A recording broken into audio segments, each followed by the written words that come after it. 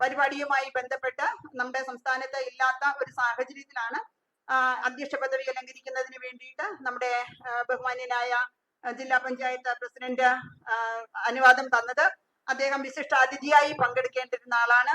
എന്തായാലും ക്ഷേമ കോർപ്പറേഷന്റെ ക്ഷണം സ്വീകരിച്ച് ഇവിടെ എത്തുകയും ഇവിടെ സന്നിഹിതരായിരിക്കുന്ന ഓരോരുത്തരുടെ പേരിലും സഹർഷം സ്വാഗതം പേരിലും ആദരപൂർവ്വം സ്വാഗതം ചെയ്യുന്നു. കാരണം ആ ഒരു അവസ്ഥയല്ല നിങ്ങളെയൊക്കെ കണ്ടപ്പോൾ എല്ലാവരുടെയും മുഖവും ആരുടെ മുഖവും ഒന്ന് ചിരിച്ചു കണ്ടില്ല. ഒരാൾ പോലും ചിരിച്ചതായിട്ട് തോന്നിയില്ല. ഞാൻ എല്ലാവരും ഇവിടെ വന്നിരുന്നപ്പോൾ നോക്കിയായിരുന്നു. എല്ലാവരും ഒരു തരത്തിൽ അല്ലെങ്കിൽ മറ്റൊരു തരത്തിൽ സങ്കടത്തോടു കൂടിയാണ് ഇരിക്കുന്നത്. അപ്പോ ദൈവം ഏറ്റവും കൂടുതൽ സ്നേഹിക്കുന്നവർക്കാണ് ചെറിയ ചെറിയ കാര്യങ്ങൾ വേദനയ്ക്ക് തരുന്നത്. അതെപ്പോഴും നമ്മൾ ഓർക്കുക. നമ്മൾ ദൈവത്തോട് കൂടുതൽ അടുക്കും തോറും എന്ത് ചെയ്യും? നമ്മളെ പരീക്ഷിക്കും. അതിനു വേണ്ടിയിട്ടാണ് ദൈവം ഇത്തരത്തിലുള്ള ചെറിയ ചെറിയ കാര്യങ്ങൾ തരുന്നത്. അതുകൊണ്ട് ഒരിക്കലും നിങ്ങൾ സങ്കടപ്പെടരുത്.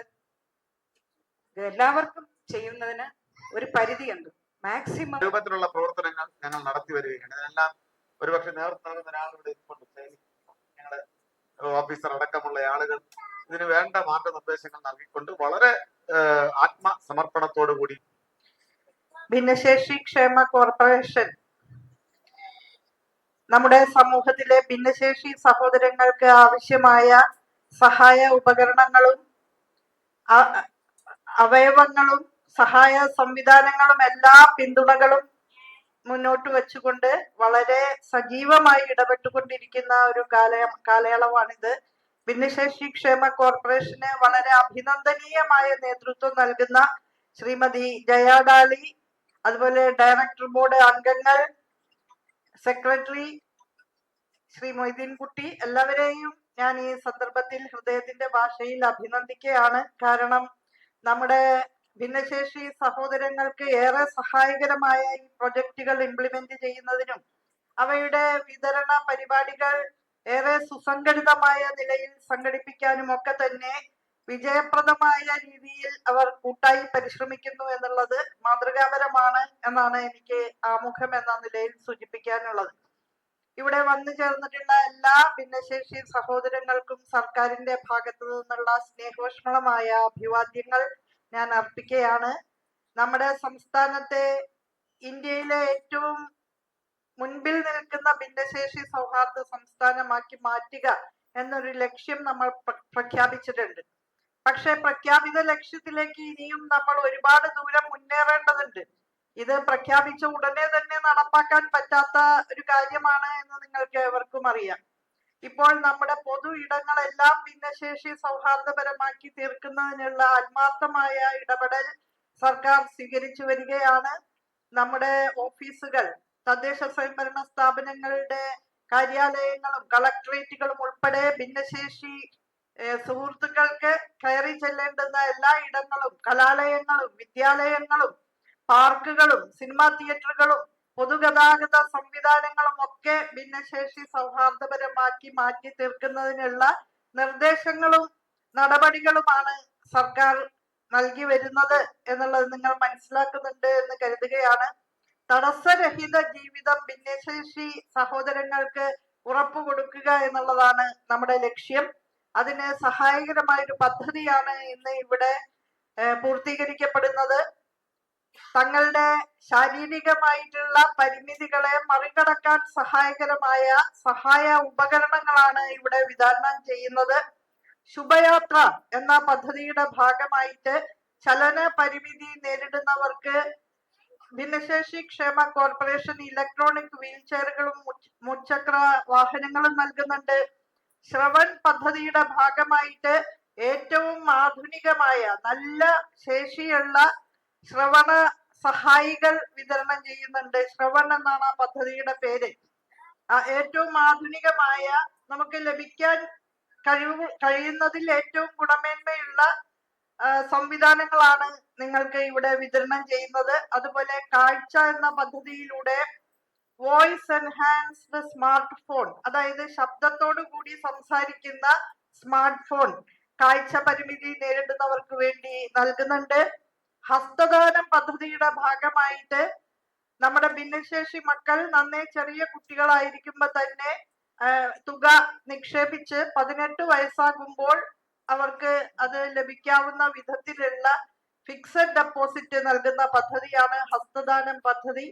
ഈ എല്ലാ പദ്ധതികളുടെയും ഭാഗമായിട്ട് ആനുകൂല്യങ്ങൾ ലഭ്യമാകുന്ന ഭിന്നശേഷി സഹോദരങ്ങളാണ് ഇന്ന് ഈ ഹോളിൽ സന്നിഹിതരായിട്ടുള്ളത്. ഇതുകൂടാതെ ഭിന്നശേഷി ക്ഷേമ കോർപ്പറേഷൻ ഒരുപാട് പദ്ധതികൾ മുന്നോട്ട് കൊണ്ടുപോകുന്നുണ്ട്. മെറി ഹോം എന്ന പദ്ധതി വീട് നിർമ്മാണത്തിനും വീട് വാങ്ങുന്നതിനും ധനസഹായം നൽകുന്ന പദ്ധതിയാണ് മെറി ഹോം. വാഹന വായ്പ പരമാവധി 7 വർഷം കാലയളവ് കൊണ്ട് അടച്ചു തീർക്കാവുന്ന നിലയിലാണ് വാഹന വായ്പ നൽകുന്നത്. സ്വയം തൊഴിൽ വായ്പ ഭിന്നശേഷി ക്ഷേമ കോർപ്പറേഷൻ ലഭ്യമാക്കുന്നുണ്ട്. സംരംഭങ്ങൾ, ചെറുകിട സംരംഭങ്ങളൊക്കെ തുടങ്ങാൻ കഴിയുന്ന വിധത്തിൽ. അതുപോലെ 50 ലക്ഷം വരെ തുക വളരെ കുറഞ്ഞ പലിശയ്ക്ക് 4% പലിശയ്ക്ക് വിദ്യാഭ്യാസ വായ്പയായി നൽകുന്നുണ്ട്. ഇപ്പോ ഭിന്നശേഷിക്കാരുടെ സ്വയം സഹായ സംഘങ്ങൾക്ക് സഹകരണ സംഘങ്ങൾക്ക് വായ്പ അപേക്ഷകൾ ക്ഷണിച്ചിരിക്കുന്ന സന്ദർഭമാണ് എന്ന് കൂടി നിങ്ങളുടെ അറിവിലേക്കായിട്ട് ഞാനിവിടെ പറയാൻ ആഗ്രഹിക്കുകയാണ്. ഉടനടി ഭിന്നശേഷി ക്ഷേമ കോർപ്പറേഷൻ നടപ്പാക്കുന്ന മറ്റൊരു പദ്ധതിയാണ് ഭിന്നശേഷി സ്വയം സഹായ സംഘങ്ങളുടെ സംഘടിതമായ നെറ്റ്വർക്ക്.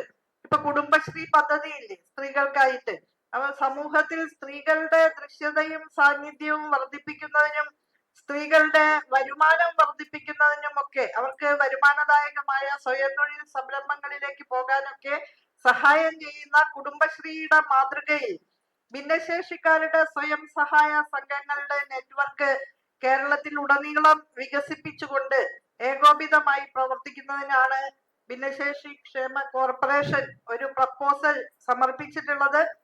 ഈ സർക്കാരിന്റെ 100 ദിന പരിപാടികളുടെ ഭാഗമായിട്ട് തന്നെ അതിന്റെ പ്രഖ്യാപനവും ലോഞ്ചിങ്ങും നടത്താൻ സാധിക്കുമെന്നാണ് ഞങ്ങൾ പ്രതീക്ഷിക്കുന്നത്, അല്ലെ? അപ്പൊ അത് നല്ല സാധ്യതകളാണ് ഭിന്നശേഷിക്കാരുടെ മുൻപിൽ അത് വയ്ക്കുക.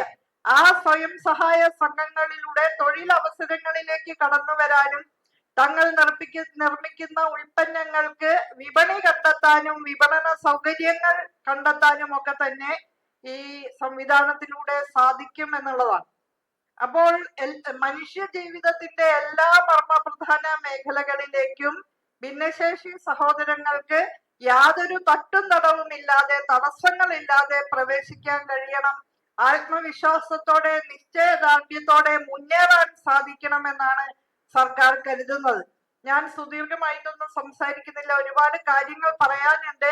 അമ്മമാരുടെ ഗർഭാവസ്ഥയിൽ, ഭ്രൂണാവസ്ഥയിൽ ഇരിക്കുമ്പോ തന്നെ വ്യതിയാനങ്ങൾ കണ്ടുപിടിച്ച് ആ വ്യതിയാനങ്ങൾ പരിഹരിക്കുന്നതിന് ആവശ്യമായിട്ടുള്ള പ്രാരംഭഘട്ടത്തിലെ ഇടപെടലുകൾ, early detection and early intervention, അതിനുള്ള നിരവധി കേന്ദ്രങ്ങൾ ഇന്ന് സർക്കാരിന്റെ ആഭിമുഖ്യത്തിൽ കേരളത്തിൽ ഉടനീളം സജ്ജമായിക്കൊണ്ടിരിക്കുകയാണ്. അത് വലിയ മാറ്റങ്ങൾ സൃഷ്ടിക്കുന്നുണ്ട്. KSSMന്റെ അനുയാത്ര പദ്ധതിയിലൂടെ ഈ നന്നേ ചെറുപ്പം മുതൽ ജീവിതം മുഴുവൻ ഭിന്നശേഷിക്കാരെ അനുധാവനം ചെയ്യുന്ന പദ്ധതി നടപ്പാക്കുന്നുണ്ട്.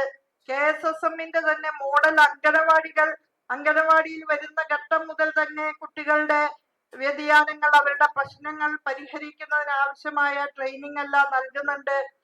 നിഷ്, നിപ്മർ 2 സ്ഥാപനങ്ങൾ സാമൂഹ്യനീതി വകുപ്പിന് കീഴിൽ ഭിന്നശേഷി മേഖലയിലെ സെന്റേഴ്സ് ഓഫ് എക്സലൻസ്, മികവിന്റെ കേന്ദ്രങ്ങളായി മാറിക്കൊണ്ടിരിക്കുകയാണ്.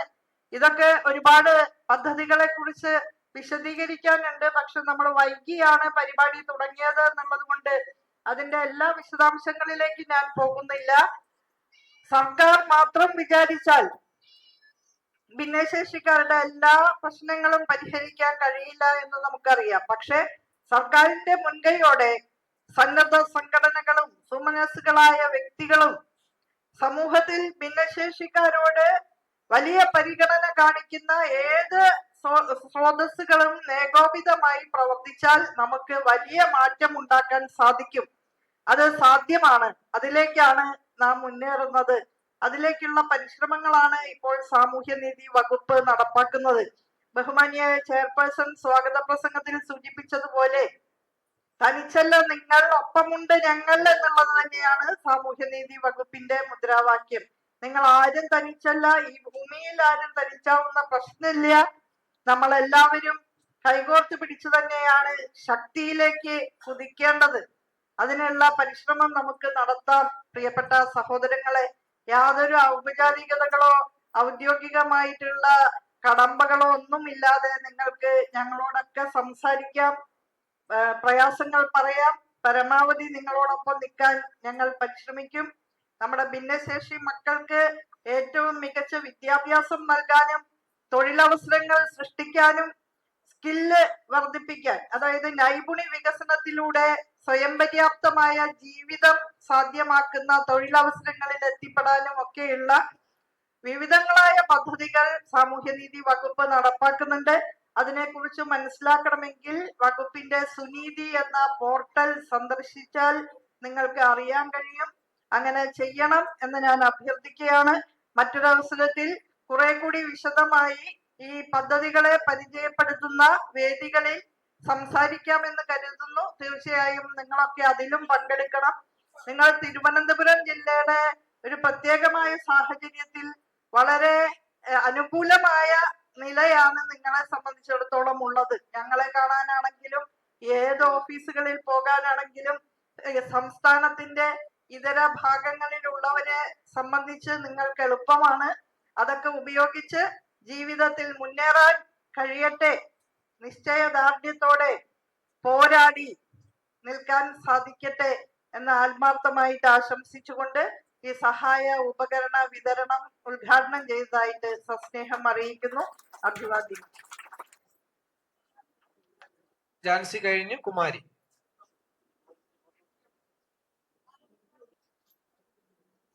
കൃഷ്ണകുമാർ, അശ്വിൻ, അത് കഴിഞ്ഞ അന്ന എ പി, ലിയോൺ സേവിയോ.